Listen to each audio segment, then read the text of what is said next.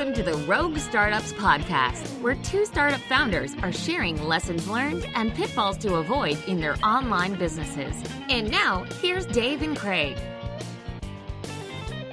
All right, welcome to episode 210 of Rogue Startups, a rather somber one this week. Craig, how are you doing? Good, man. I'm through the valley, I think. Coming out the other side of the emotional roller coaster. But yeah, if we would have podcasted on Wednesday, we're podcasting Friday evening my time. This would be a really bad conversation. But I'm doing better now. Yeah. How about you? Yeah, I'm still on kind of a little bit of a roller coaster. So here in Colorado, they're doing, they've closed down the restaurants, the bars. They just shut down nail salons, hairstyling places.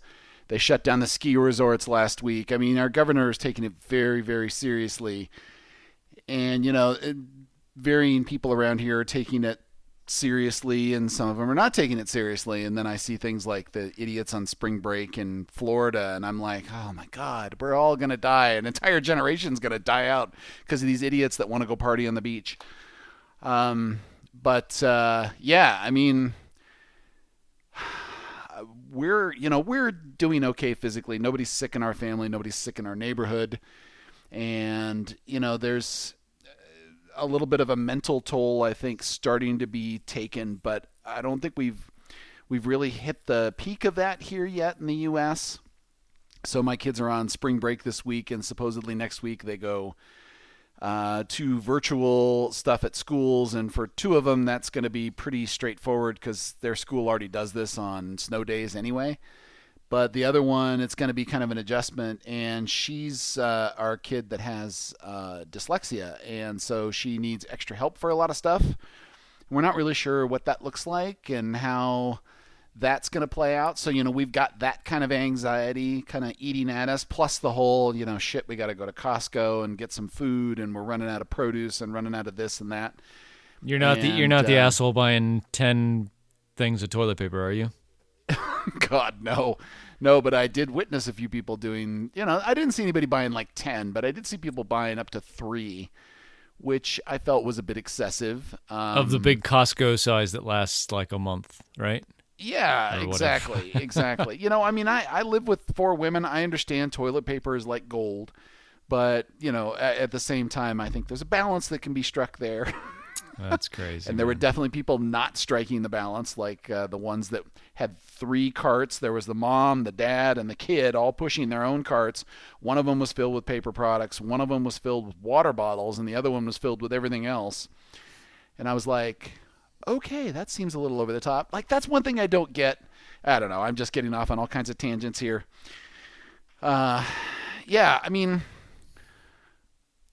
In some ways, my routine has not changed one bit, and so it's very weird because I feel like it's normal. But on other aspects of it, like my Twitter feed reads like, there's the zombie apocalypse down the street from me, and, there's just craziness happening all over the world that everybody else has their own zombie apocalypse going on.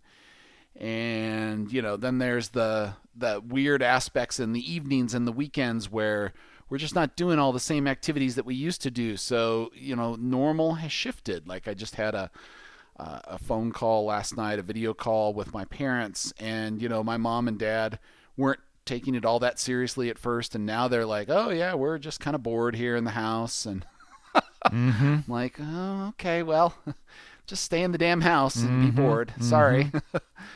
So yeah, I mean, it's just weird. That's all I can say is it's just weird. And I haven't been sleeping as well and having weird anxiety dreams about things that are just not in my control. And I don't know. How about you?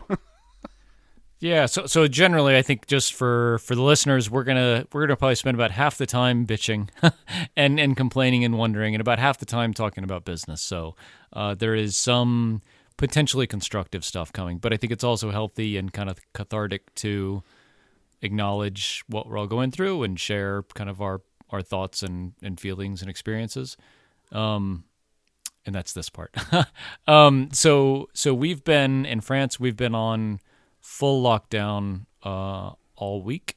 So restaurants closed Saturday of last week, so a week ago basically, and schools were closed. We kept our kids out of school last Friday, so it's been a full week now, and we've not been able to leave the house since Monday. And in a way, the not being able to leave the house thing is a relief from a health perspective. It's a relief because, well, now, like 5 days in, I haven't seen anybody else other than my wife and my 2 kids, other than I went to the grocery one time. And so I don't worry about us getting coronavirus, really. 5 days in, the incubation period and all that, my exposure, I feel much safer now. Whereas before, like my kids were in school and I was going out some, and people were around and all these, there was transmissions all over the place. I feel like now the logic of confinement should be working, that people that are sick and people that are going to get sick are going to get sick, but everyone else who's able to stay home 100% should be safe. And the shit of it is this has to last a really long time to be effective on a macro level. I won't say global level, but on a macro level, like the country of France or my area, which is like whatever, half the size of the state of Georgia. You're talking months that you have to do something like this, which that gets really weird. To think that like we couldn't see anyone else for a month or more is really weird. Thus far, I'm mentally kind of doing okay. Like I've actually really enjoyed homeschooling our kids, and we may do some more of it in the future. Because my wife and I are really different in what we kind of are passionate about, and it's really cool. She's really right brain, I'm really left brain. And so we kind of break up the education that way. And so I've really been enjoying it, and our kids are really doing well with it, which is super cool to see. They're coping really well with it. They're 7 and 9, and they are pretty happy, being with each other. They miss their friends some, and we're like planning to do like Zoom calls with their friends to just let them talk. But I think it's the really long-term stuff. Like, you're quarantined or confined or what is shelter in place? Is that what you call it in the U.S., Dave? Yeah, I mean I see different terms being used in different places. So you can't leave your fucking house. You can't leave your fucking house. You can't when you can't leave your fucking house. It's the social stuff, I think, on the really long term that gets weird. And that's about the only thing that concerns me is like, if we can't see our friends and our kids can't see their friends for a month, then like I hear people say like everything has changed, and generally I don't agree with that. I think that in 2 years we'll say, oh, you remember the time we had to stay home for a while, and this will have blown over. But if it's months that we can't see anyone else, I think those are like changes that will stick with us all for a long time.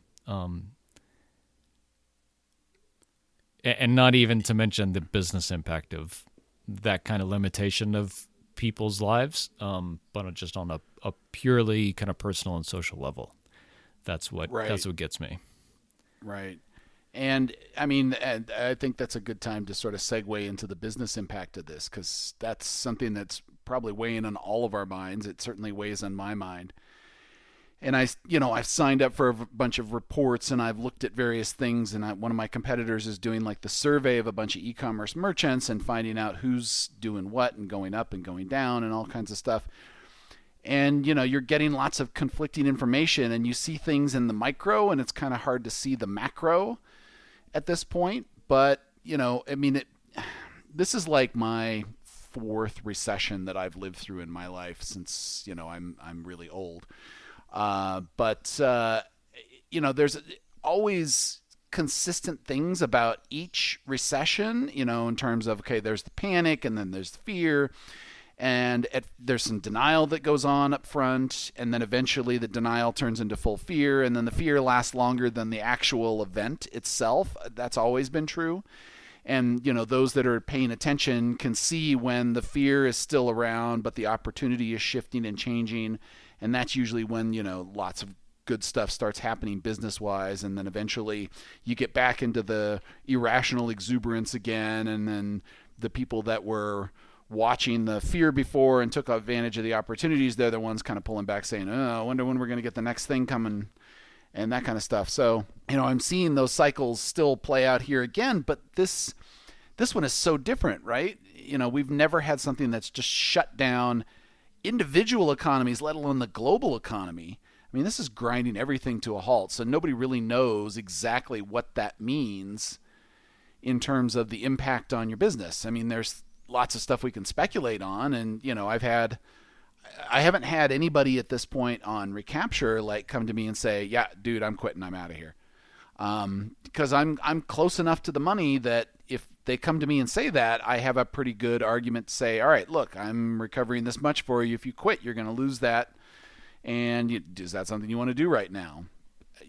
And they'll probably say, oh, well, maybe that's not so smart. Yeah, okay. Yeah. So, that's a good place to be in, because this is exactly the time when, if you're farther away from the money, that's when they start cutting you, because you're a luxury, you're not a necessity. You're a vitamin or a candy, you're not an aspirin, right?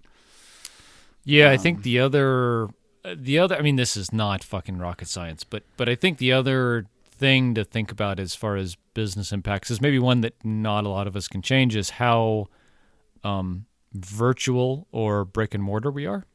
Because the brick and mortar in-person businesses, whether you run a software business that has to do with in-person interactions, or you're an in-person business, running in-person other kind of transactions or whatever, those are obviously affected a lot more. And I think commercial real estate is a really good example of that. It's just that there's a bunch of people that can't pay their rent now. Nobody wants to buy it because nobody's expanding in-person stores.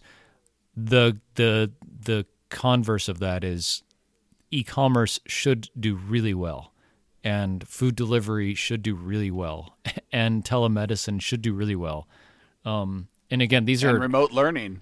And remote learning. Yeah. I mean, Dave, this is a trip. How about this? I was on a sales call yesterday with my mom. My mom is... Wait, your mom, you had to sell to your mom? Yeah, catch this. My mom is in sales for a remote education tutoring company. And they run just a giant platform plus in-person or virtual service for tutoring remote education platforms in schools. And they, at this point, are spinning up a shit ton of webinars and are looking at doing podcasting too, because their phones are ringing off the hook, understandably. But yeah, it's a trip. So if anybody out there has ever had to sell to their parents, hit me up. I'd love to hear about it. That's a trip. But yeah, I mean, oh my God. Remote education, anything having to do with remote work, obviously, and the other one is, I think you mentioned a while ago, is some medical supply things are just going through the roof, I'm sure. I've been seeing a lot about distilleries starting to make hand gel, Canadian whiskey distilleries, and even Louis Vuitton here in France is starting to make hand gel. I think that's bizarre, but Louis Vuitton hand gel. They're going to be charging a pretty price for that stuff. Yeah, right? It'll get 99.99% of the germs. I don't know. Yeah. That's just crazy. No, I mean, and what's weird is the behavior of the markets right now doesn't correlate with any of our intuitions about this. I'm pretty plugged into e-commerce, and I know that some businesses are taking a bath right now.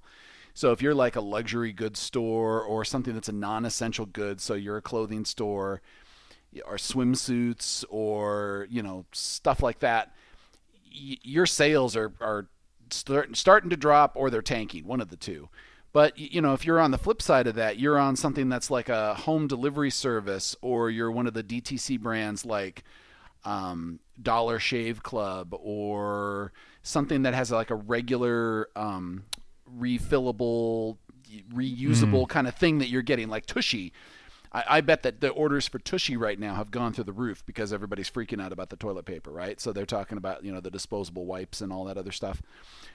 Those businesses are like, they're off the hook. They've got the same problem that your mom's company has. Their phones are ringing off the hook. They don't have enough people to take the orders. They can't have enough people to fill the orders. They're having supply chain issues, all of that sort of stuff. So, it feels like we just pushed a huge section of the economy to e-commerce now. So like, I look at Shopify's stock, and by the way, I will just say, I am terrible at stock advice. If you want the best stock advice in the world, take whatever I say to do and do the fucking opposite of that, and you will likely make money.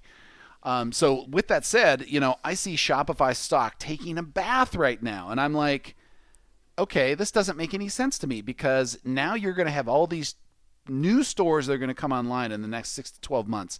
So Shopify is going to have nothing but roses in their earnings reports probably for the next 4 quarters, maybe 6 to 8 quarters, because of this right now. I mean, there's a short-term hit because of all the supply chain stuff and other things, but longer term, I see this as a general trend that's going to move forward. It's just like there's this panic and fear in the air, and everybody's freaking out and selling things, and yeah. So I agree with what you said. If people are able to, and I say people because they're not the people that listen to this show, but it's the brick and mortar business that's able to go online. If they're able to go online, their businesses will be successful. Shopify will be successful, and people will be happy because they can still get the things that they had to go to the store for delivered to their house, or the services they had to go somewhere for fulfilled virtually or brought to them, or whatever that is. And I think that's the thing, is like how we is not just you and me, but how we people and businesses can look at, I think, the new norm, right? And it's the new norm in the medium term, at least, like say through the, I hate to say it, through the end of the year, really, right? Even if the confinement in Italy resolves in 3 weeks, right? The first part of April, that's really optimistic. It will lag in Spain and Germany and France by a couple of weeks. It will lag in the UK, which is a huge economy, by another few weeks, and it will lag even more in the US because it's just behind. It's the natural spread. And so you're talking about May before the top in those places. And the long tail of all this, if you're looking at like when we can get back to normal, is super long, I think. Like when there are no new cases, that's cool. But there's still a lot of other cases out there. And when those sick people come back into society, there's the risk for reinfection and stuff like that. So like, I think the super long tail and like the exit trajectory of all this is not anytime soon. So I think we all should be thinking between now and the end of the year, what do we need to do to accommodate the different way that people are living and shopping and fear? Not to prey on anybody's fears, but like fear is real, and I think if you ignore it, that's missing like acknowledging what your customers want and need. If your customers are fearful about a thing and you're ignoring it, then you're not serving your customers. But if you acknowledge it and can adapt what you're doing to meet their wants and needs and desires, then you'll do fine, I think. And I don't know what the answer is. That even for my business, I don't know what the answer is for that. But well, that's I can the tell answer. you what we've done. I can tell you what we've done on the recapture side so far. So, the first thing I did is, I had some other marketing campaigns that I was going on, and they didn't really acknowledge or say anything about the coronavirus or any of the changes in the way that things shifted. So I just put all that stuff on hold because it doesn't make sense anymore. It sounds tone deaf right now to just talk about things in the old way without really acknowledging that things are different right now. So, I would say if you're doing any kind of marketing campaign right now, if you don't know what it says relative and how it's being received in the world, I would say pause it right now Yep. and evaluate it and figure out, is this the same message I need to be sending right now? I sent a personal email out to all of my paying customers in trials and recapture, and I basically said, shit is happening and the world has changed. It's crazy right now. I know you're experiencing disruptions. If there is any way I can help you, and I know other people in e-commerce, and maybe there's something I can help you with, and maybe there's somebody I know that can help you with that problem. But, I just wanted to let you know I'm here for you. If you want to reach out, I will do the best I can to try to put you, into the right person's inbox about whatever's going on that you need help with. So I think that reaching out to your customers in a personal, direct way to say, hey, I want to help, and, put yourself out there. So, you don't sound like a robot. Be human, right? Be kind. Kindness costs nothing. And then the other thing I think you have to be really careful and cautious about is looking at your costs in a very realistic way. And that means cutting things that are absolutely not essential right now early. And unfortunately, that can also mean staff. So like, for example, let's say you're doing a website redesign. A website redesign is kind of a nice to have. It's not like this, oh my God, my customers aren't going to be able to use my website if I don't redesign it. That's generally not true. I've almost never seen that to be the case. So maybe it's time to say, all right, I'm going to stop this project. I'll pay the bills that we have up to this point. We're going to put that project on hold, and I'll let you know when we're ready to pick it back up again, but I'm not going to spend any more money on it. That kind of a thing. Cutting expenses of non-essential services. These are all things that I've had to take a very hard look at with recapture. Making sure that your infrastructure is running as lean as possible and still support what you need. Like I had a very long discussion with my developers about, do we need all these EC2 instances? What happens if we pull these out? Because one of the biggest things we've got is a server bill right now. I've got staff bills and I got server bills. Those are my two biggest expenses in recapture. So making sure that those are at a place where I can still serve all my customers, but at the same time, I'm not wasting the money that I have. And so those are the steps that I've taken so far with recapture, which I think everybody, if you're in a business right now, you probably ought to at least be asking yourself those kinds of questions. Yeah. No, we've had a lot of those same kind of conversations and kind of self-reflections internally. Dave, I find a lot of these messages from companies about coronavirus off-putting. I don't know what it is. So we have not sent a coronavirus email to customers.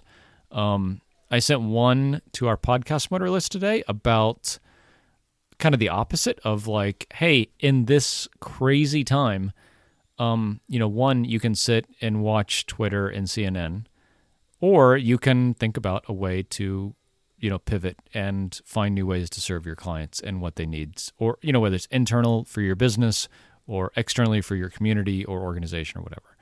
And so we wrote that blog post for the Podcast Motor blog, and I sent it to our list, and it got a lot of reaction. It got a lot of... Positive or negative? Both. And I think that okay. kind of tells to people's state, a lot of, fuck you, how can you possibly think there's a silver lining here and all this kind of stuff. And a lot of like, hey, thanks, I needed this reminder that like, we will all, not all, many, many, many of us will live through this. And it's probably not as bad as we think. And the people that stick their head in the sand right now are the people that are going to miss those opportunities. Like you were talking about, when the fear subsides and the irrational exuberance comes, the people that are thinking that the world is ending are going to miss the boat. And I don't know when that will be, but it will be sometime. And So we were just trying to kind of highlight, like, hey, these times when people are consuming differently and living differently and interacting with other people differently is maybe the time when, like, if you had no idea what a podcast was before, is the time, Like, you can't go meet clients anymore if you're in, like, in-person sales. Maybe you should start a podcast, and you can't fucking do anything else, Like, right, right. And I don't think that was presented unkindly or what was untimely or whatever. I mean, I've seen some tone deaf stuff where, like, so there was a kettlebell thing that was posted on Twitter where somebody said, this was a coupon that was sent out, and it was like, take 20% off, and that was like Corona time. That was the code that they were using, and it was basically trying to promote workout at home. And I thought, okay, that probably could have been done a little bit differently. I mean, it's still the message is not wrong. Yeah, the message isn't wrong. I think the wording could have used some work. The campaign itself was not awesome, but the timing was good. Like, there are a lot of people that are regular gym attendees and are very big into fitness, and if they're like my middle daughter, they have to goddamn move every day. If you don't move, you just don't feel well. Like, it really drives you crazy mentally and physically. Yeah. So I totally get, like, this is a perfect time to talk to somebody about that topic, but the way they did it just didn't sound quite right, Yeah. So and there's always going to be, when you try to take a different stance like that, there's always going to be people shitting on you, Right. Like, right. So, if your marketing message needs to be human and kind, and you got to be thinking, how is this going to be received across all of my audience? Is it going to be received well? And, if it's a joke, are they going to take it as a joke, or are they going to think that the humor is inappropriate? So, there's a lot of stuff that you probably wouldn't think about normally that now you really have to think about. Yeah. I mean, so aside from the kind of micro and internal things, like infrastructure and like, some contractors and elective things that we're doing, like ad campaigns or consultants or whatever, I think, I don't think that the world will never be the same. Like I hear that a lot, like, oh, it's never going to go back to how it was. Commerce as we know it has changed, and business is never going to be the same. Like that, I think that is very not true. I think on the other side of this, if we look out 2 years, more people will have remote meetings. More people will not travel for business. More kids will learn at home or in a flex or hybrid kind of situation. And I think more consumers, like talking about e-commerce, will buy shit online. So they don't, one, for the environment, they don't have to go to the store. Two, for their time, so things like just e-commerce in general, to like home delivery and services ordered online and fulfilled like at your home or wherever you work or something, I think are all big macro trends that will persist after this is over. And so I think for folks who have existing businesses, like, whatever, if you're locked in to your business, you can't change it, obviously. But I think for folks who don't have a business or exploring kind of where they're going, you could be walking into pretty solid opportunity here, I think. Like I know somebody who's getting big into like video production now, and I think that's a really good business, because like people are going to be putting more videos online for whether it's sales or marketing or personal branding or whatever. Video and video conferencing is going to be a bigger deal than the in-person equivalent of that it was a couple months ago. Mm-hmm. And I think there's a secondary opportunity that goes right hand in hand with what you just talked about.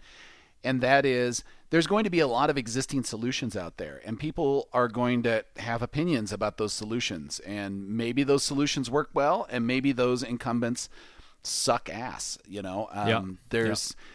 So here's a story that my wife ran into this last week. So she does a dyslexia tutoring business here in the house, and obviously we had to retool that. We can't have people over to the house anymore. We kind of saw this coming in advance, and she's like, all right, well, what can I do? How can I do this? And I said, well, look for these things. I can get you set up on Zoom conferencing. We can use Slack for chat if you want. We can also, there were some tools that are specific to her niche of dyslexia tutoring. So she signed up for one of them and started using this. And I have to say, this thing is supposedly designed for non-technical teachers. I struggled with the user interface on this thing. And generally, I can figure out a pretty complex user interface and be able to explain it to somebody else who doesn't understand it. And both my wife and I were left scratching our heads on this thing. Like, why the hell is this behavior doing this thing? Why do I see these weird icons doing this thing? How do I get this content up to here? How do I enter things? Like, it was trying to be overly clever in many ways, and then it was simply just not clever enough in places it really needed to be. And, I said to my wife, Jesus, I just want to rewrite this whole thing. And she's like, oh, you do a much better job. And, at that moment, I was like, okay, well, I'm not going to do this business because I don't have enough. I have one contact now in education. That doesn't really count. Also, education's not an easy niche to crack because teachers are generally not people with lots of money. And on top of all that, the institutions that do have the money tend to be a little tight-fisted with it. Mm-hmm. And there's a very bureaucratic process to get that. But with all of that said, if you have the contacts and you have, the insight and you have maybe direct connections to these institutions, this would be a fantastic opportunity because let me tell you, this tutoring software sucked and it was really hard to use. So I see that a lot of other solutions that people are like, oh, I'm going to use this for now. But if it becomes the thing that everybody becomes their favorite to hate, you suddenly run into another opportunity where you can kick that incumbent out if you do better than they do. Yep. So that's the opportunity I see right now is incumbents that are ready to take advantage of this are going to fumble. And if they're not ready for it, if they're not really a best-in-class solution, and not everything is, then those that can overtake them, do better, do it cheaper, do it more remotely, more easily, whatever, all of those things are going to become strategic advantages here in the next couple of years, in my opinion. Yeah, and I think it can be and should be, right, for us as bootstrap solopreneurs or whatever, really niche, really specific about the problem you're solving. And absolutely looking, I think, for those incumbent players that are those old stodgy bastards that they haven't updated their UI in 20 years and say, there's a need. These people are obviously making money. I can do this better. And just, I think, go do it. I think because the thing about that is it solves all of the market validation stuff. You look at it and you say, this is the problem, this is the audience, this is the solution. The solution just sucks. And if I can make a better one, it's like our conversation with Arvid and Danielle from last week.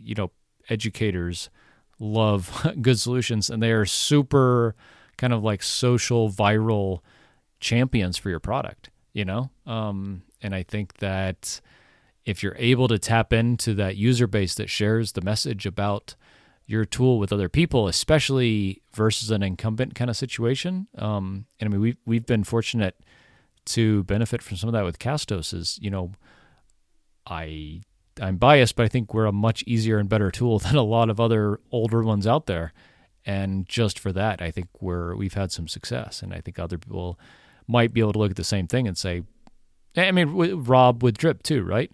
Infusionsoft is hard and complicated and annual contracts and all this, and you come in and say, not to dumb it down too much, we can do basically the same thing, but make it nicer and easier and more user-friendly from an onboarding and cost perspective. And a ton of these kind of mid-level customers come over, and that's not a bad playbook to run, because it takes a lot of the questions out of the equation, a lot of the risk. It does. But, that comes with a ton of caveats too, which we could probably spend an entire episode dealing with. Because, I took that same approach with Support Vine, but I wasn't being very smart about it. And obviously my incumbents were much better than the ones I'm talking about here. So, yeah. I would think, though, that there wasn't that gap there. No, there wasn't. But I thought there was a gap. I tried to convince myself there was a gap. Yeah. And that's where I think the danger is. You have to be brutally honest about that. Yeah. You really need somebody besides yourself saying, yeah, there's a gap here. Yeah. When my wife is telling me this thing's a piece of shit, that tells me that there's a gap, right? Like, my wife is the target market of this stuff. She's having trouble using it. It's not intuitive to her. Others that are very much like her would probably feel the same. After I use the product, I'm like, yeah, this is a struggle. And, they have to go in week after week after week and for multiple students and do the same thing over and over again. So the frustration level on this would be super high. Anyway, that's just not what was going on with Support Vine and other help desk solutions. And I was deluding myself on so many levels. So anyway. I thought you were saying that your wife thought Support Vine was a piece of shit, and that was that was. Oh, no. Well, I mean, afterwards she was like, "Oh, we spent $50,000 on that, huh?" That's great. Yeah. Well, I'm glad we didn't spend more. That was her comment. I'm like, me too. Oh goodness. Yes. Yeah, I mean, so I think for me the takeaway from kind of where we are, and again, like living in France. And the time. This is the thing about these times is the timelines are changing so quickly. Every day there's something new with how we live, and how we buy, and how we run our business and interact with other people. For us, I hate to say like at the end of the line, but I mean they can't do much more to us than keep us at home. I think for folks in the U.S., the time when everyone in the U.S. is sheltered in place or confined or whatever, will make another big difference to how folks feel and the economy, like the world economy. And that will really be something. And after that, I think is the question is like, how do you unroll all that? How do you unroll all this confinement from an epidemiological perspective, like a virus perspective, and then like from a business perspective, how do folks get back to normal? I don't know, but I think those are the answers. When those become apparent, then I think the market, the stock market, and our businesses and people's confidence will go back to normal. But I think we have several months left before we know any of that stuff. Agreed. To end on a positive note, no, but I think it's only responsible to give people, not that we are the authorities on this, Dave, but like to be honest with what we think is the timeline. I mean, I think if you're thinking in weeks, you're going to get to the the first of or the middle of April and say, oh shit, this is I got another 2 months of this. I think until the summer at least, and potentially until the end of the year. Yeah. With some change. Mm-hmm. I agree. So we'd love to hear from all of you. What are you doing while you're sheltering in place there? What are your thoughts on this stuff? We probably could have, with the coming months, there's going to be lots of new stuff coming up and fruitful topics for other episodes. But we'd love to hear what you'd like us to talk about. Shoot us a message, podcast@roguestartups.com. And as always, if you know somebody else that's hiding out in their house, trying to stay safe, and you think this might be a benefit, shoot them a link to our podcast. We'd really appreciate it. Until next week, and stay safe, please. Thanks for listening to another episode of Rogue Startups. If you haven't already, head over to iTunes and leave a rating and review for the show. For show notes from each episode and a few extra resources to help you along your journey, head over to roguestartups.com to learn more.